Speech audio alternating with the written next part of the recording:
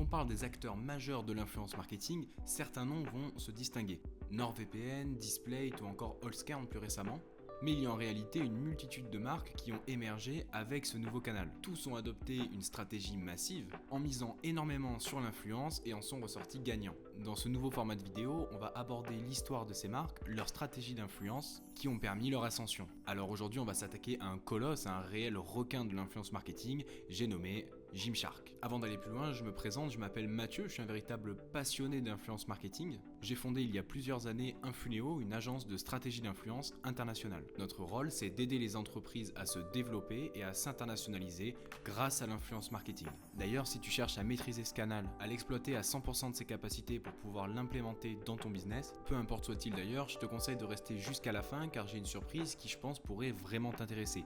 Je t'en dis pas plus et c'est parti pour la vidéo. Pour mieux comprendre l'histoire de Gymshark, il en va de s'intéresser à son créateur. Ben Francis naît le 4 juin 1992 au Royaume-Uni. Déjà très jeune à l'adolescence, il trouve une passion dans la musculation. Cette découverte va être un réel coup de foudre, il va se plonger dedans et s'y consacrer à 100%. C'est donc par avance une très belle histoire d'une personne qui a pu vivre de sa passion. D'une mentalité de jeune entrepreneur, il lancera sa première société dans laquelle il vendra des plaques d'immatriculation en ligne. Après ça, il enchaînera les petits projets avec notamment 2 applications sur le fitness qui lanceront son départ dans ce secteur d'activité. En parallèle de ça, il continuera ses études et donc d'aller à l'université et ira même travailler chez Pizza Hut pour arrondir ses fins de mois. Son emploi du temps est donc très chargé et c'est au milieu de tout ça que va naître Gymshark en 2012 dans le garage de ses parents avec son ami Lewis Morgan. Au départ, faute de budget, il y est vendu sur le site que des compléments alimentaires. Les débuts ont été assez difficiles. L'idée étant que d'être un site internet qui propose une marketplace de compléments alimentaires sans avoir la confiance des consommateurs n'est pas une mince affaire. Pour vous donner une idée, il aura fallu en tout 6 longues semaines pour permettre à Ben de réaliser sa première vente. C'est inspirant quelque part car ça démontre l'importance du travail acharné dans des situations qui sont complexes, qui sont difficiles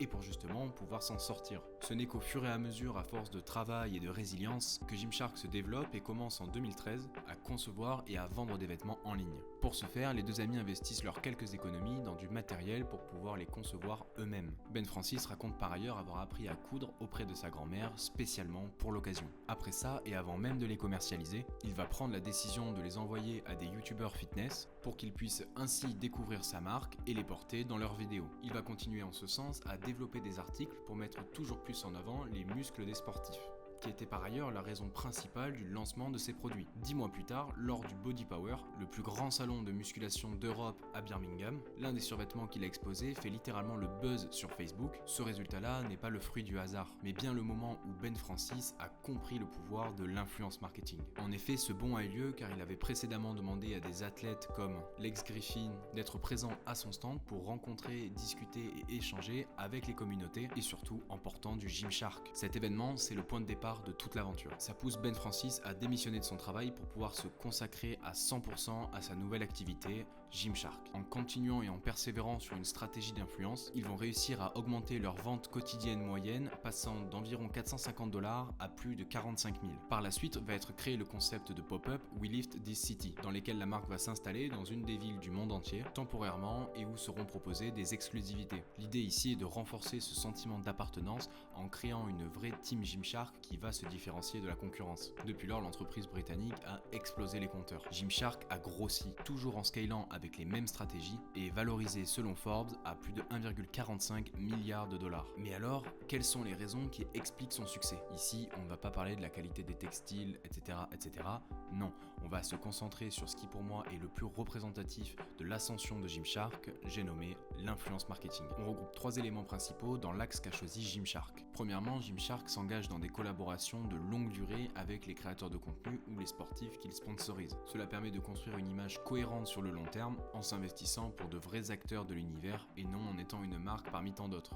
Gymshark essaie d'établir une relation de confiance avec ses créateurs de contenu, ce qui se traduit par plusieurs choses, notamment par une association sur certaines collections que la marque peut proposer. C'est d'ailleurs le cas au moment même où j'ai écrit la vidéo avec Whitney Simmons. Cela permet de renforcer l'image de marque et de devenir un partenaire de sportif, qu'il soit professionnel ou non. Également, Gymshark travaille énormément sur son sentiment d'appartenance. Il tente au travers de ses différentes actions de créer un lien maximal avec sa communauté. Les créateurs deviennent donc de vrais ambassadeurs, arborant le logo du requin le plus de fois possible et en reflétant l'identité et les valeurs de ce dernier. Ici, une vraie équipe s'est créée et s'est unie autour d'une même passion, le sport.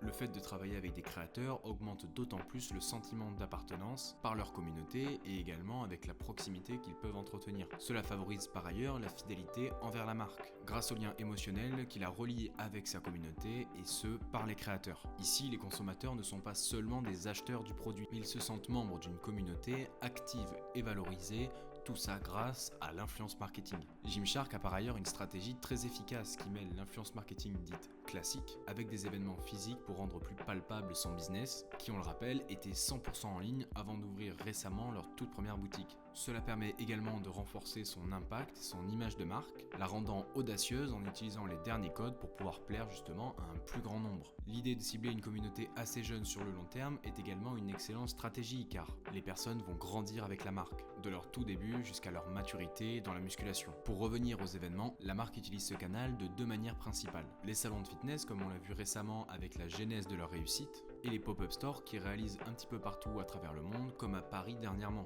Les pop-up stores permettent une certaine exclusivité, motivant les adeptes à se rendre directement sur place pour rencontrer des personnes tout autant passionnées qu'elles le sont, mais également pour avoir accès à des produits qui sont exclusivement mis à disposition lors de l'événement. Cet effet de rareté de produits, de limitation par la boutique éphémère et la présence de créateurs de contenu en tout genre lors de ces événements permettent d'ajouter une touche supplémentaire à Gymshark qui traverse l'écran pour finalement rencontrer sa communauté. Ici, Gymshark va donc créer un lien humain qui va être très fort et beaucoup plus fort que sa diverse concurrence. Cette approche a permis une véritable ascension de la marque et c'est pour ça qu'elle utilise toujours cette stratégie aujourd'hui. L'une des autres forces de Gymshark est son utilisation stratégique et massive des micro-influenceurs. Les micro-influenceurs, pour rappel, ce sont des créateurs de contenu qui ont une communauté plus petite, mais plus ciblée généralement avec une niche spécifique et ayant une approche peut-être un petit peu plus authentique. Quand je dis authentique, je veux dire par là que de par la taille de la communauté, le lien est forcément plus étroit. C'est tout à fait normal, mais ça reste un avantage.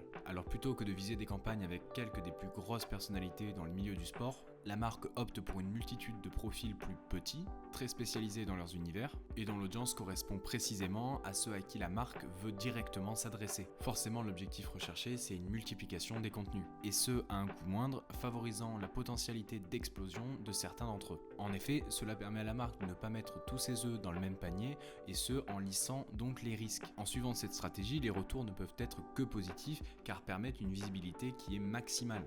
Visibilité maximale sur le moment, mais également sur le long terme. Alors, outre le fait que des contenus mettent du temps avant de devenir viraux, le fait de passer par la micro-influence offre la possibilité d'étaler les contenus sur le long terme. L'intérêt est d'avoir une présence continue, comme peuvent le faire certaines structures. Alors attention, je ne dis pas que de faire de la ponctualité ne fonctionne pas, mais ce n'est pas ce que j'encourage dès lors qu'on n'a pas un business qui est saisonnier, c'est-à-dire qui est actif qu'à certains moments de l'année. Une autre stratégie clé est de montrer plutôt que de parler.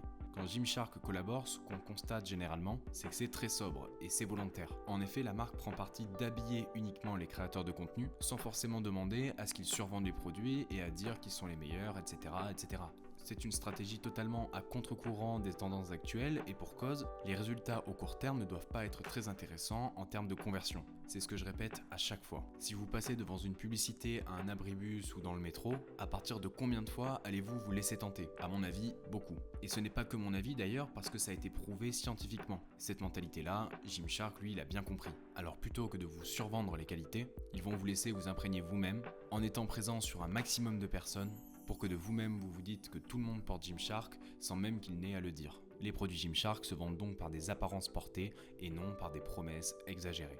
La dernière force qu'on va aborder aujourd'hui, c'est cette présence, cette omniprésence sur toutes les plateformes. YouTube, TikTok, Instagram et j'en passe, la marque est présente absolument partout. Cela aide grandement à augmenter la communauté. Alors on sait que différentes personnes se retrouvent sur différentes plateformes et ont des attentes qui sont variées, et en optant sur une visibilité pour toutes les plateformes, la marque profite ainsi de 100% des spectateurs et se distingue de cette façon. Elle adopte des formats divers dans l'objectif de maximiser son engagement, sa pérennité et sa portée dans les campagnes. Par ailleurs, le fait de se rendre actif sur toutes les plateformes offre la possibilité de cibler, de toucher un public varié qui ne représente pas le public principal, mais qui permet donc d'attirer de nouvelles personnes. Gymshark peut donc se diffuser, se propager pour atteindre de nouveaux clients potentiels. Ce choix s'accompagne d'une ligne moins nichée de la marque, qui par ailleurs continue de se diversifier au fil du temps en termes de nouveaux sports, de nouveaux produits et même des produits plus généralistes pour attirer toutes sortes de sportifs au fur et à mesure. L'idée est donc d'aller sur du nouveau tout en choyant à chaque fois les clients qui sont là depuis le départ.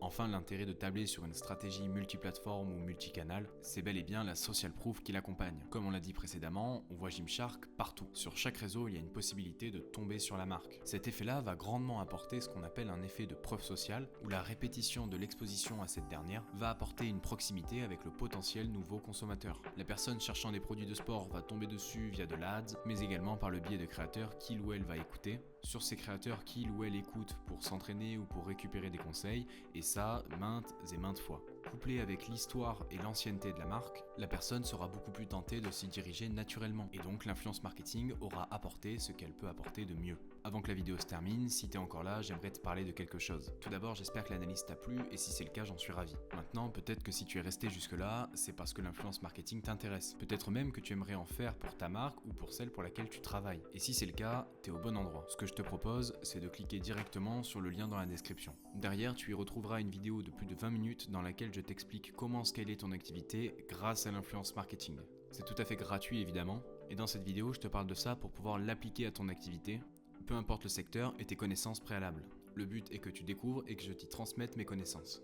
Je t'en dis pas plus et on se retrouve de l'autre côté. Voilà, cette vidéo est à présent terminée. Si elle t'a plu, n'hésite pas à la liker et à t'abonner si c'est pas déjà fait. Et nous, on se dit à la prochaine pour de nouvelles vidéos sur l'influence marketing.